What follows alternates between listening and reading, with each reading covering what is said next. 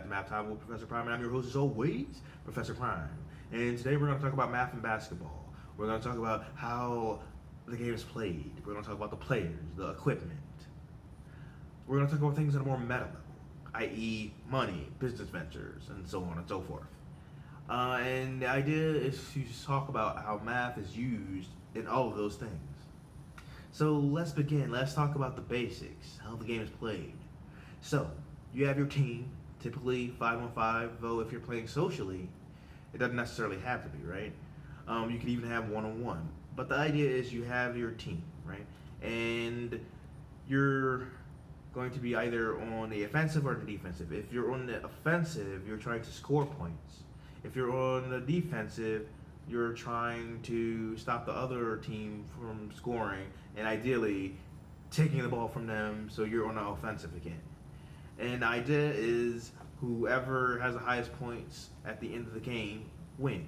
And there's numbers and all of that. But it's not just the scoring, right? That's not the only place that math is. It's all over the place with basketball, right? Because you're playing on a rectangular court, you're dealing with a spherical ball, which sounds redundant. You're dealing with a spherical object. And then the idea is, right, the court is going to be a certain size, the ball is going to be a certain size, and honestly, so is the hoop and the backboard, right? There's regulations to all that, notably if you're playing professionally. And the idea is there's math and all of that. And I think, if I want to get broad for a second, there's a lot of geometry and physics in basketball, and a lot of math in all that. And if you're playing the game, right, you're a natural mathematician because we're all natural mathematicians. And even if you're not calculating how you're playing on the pen and the paper, your body is, your mind is, and you're doing it very, very quickly. And the idea is you're doing all this in a set amount of time because let's say if you're in the NBA, for instance, you're playing 4 quarters and you have to be able to adjust to that and strategize accordingly. If you're like in the NCAA, 2 halves, right? And the idea is in both of those cases and in other leagues, there's breaks. But the idea is, right, there's a lot of math and all that. And then you have the players themselves, right? If we want to go back to that. Like I said, if you're playing, you're implementing your math naturally. Right? You're not writing it out on a pen and paper necessarily, but you're going through it. You're doing the math. And that to me is an amazing thing, right? Because let's say you're on the offensive, right? Let's say you have the ball. You're running down a court. You have a good idea of the distance between you and the hoop. And of course you have the option to keep going, or you have the option to shoot, or you have the option to pass to your teammate. Either way, the idea is you're coordinating things very, very quickly while keeping an eye on the opponent and what they're doing. And a lot of math is happening very, very quickly and very, very intensely. And that's impressive to me. And of course, if you're on the defensive, right, you are keeping track of where the other players are and you're trying to get the ball from them, right, and stop them from scoring and make a quick turnaround. And the idea is there's so much of math going into all of that. And if you're someone who's a referee, if you're an audience member watching, you're keeping track of all of these things at once. And there's a lot of math in that too. So whether you're playing or you're viewing, there's a lot of math in that. And of course, on a more meta level real quick, right, your players have stats, right? They have ways that you can track their career. You can track how they perform. And there's math and all that.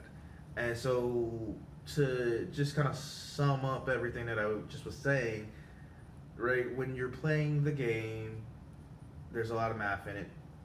The game itself has a lot of math in it. You don't get basketball without math. And then if we want to take things to the next level, right, outside of the players, of course, you have coaches and how they're dealing with things. But if we want to take things to the next level, we want to talk about things on a more meta sense, right? So outside of the game, right, you have players that they're going to have deals, right? If you're doing it professionally, right?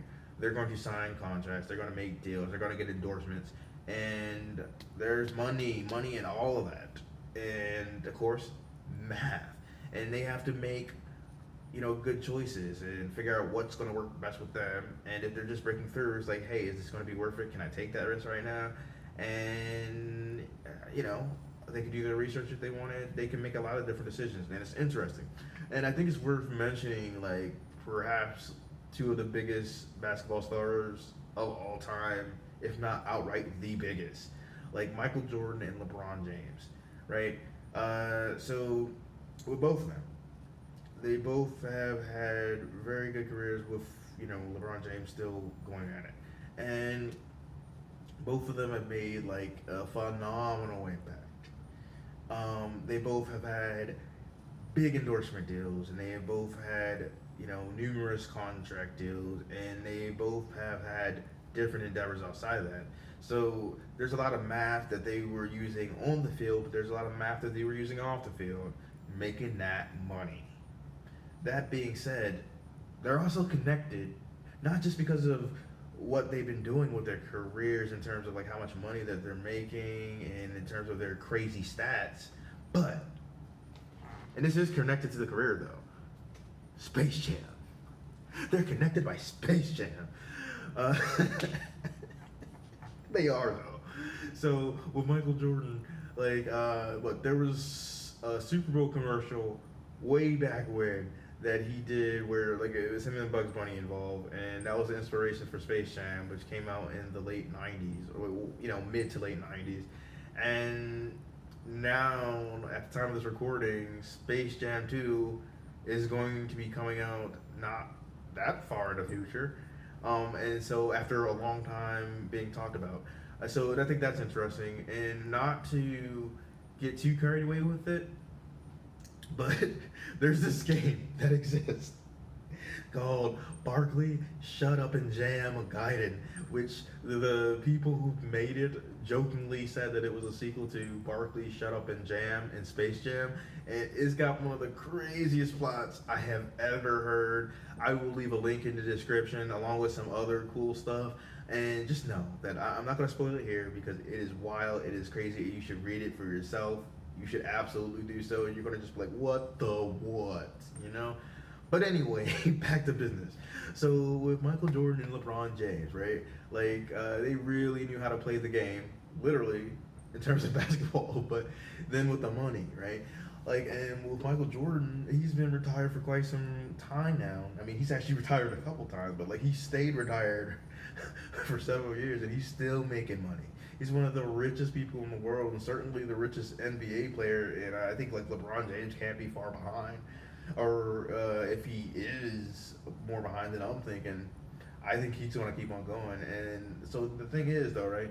So not only have they made a lot of money playing the game, but they knew how to invest. They knew how to get the right endorsement deals, and they knew how to use their money. And they both have done like philanthropy, and that's pretty cool. And I mention these guys because, right, like it doesn't have to stop with what you're doing just on the court, right? There's a lot of money to be made. There's a lot of math in that. You can't avoid it. And it's just like, well, how are you going to deal with that, right? You got to have a good number sense or know someone who does, preferably both.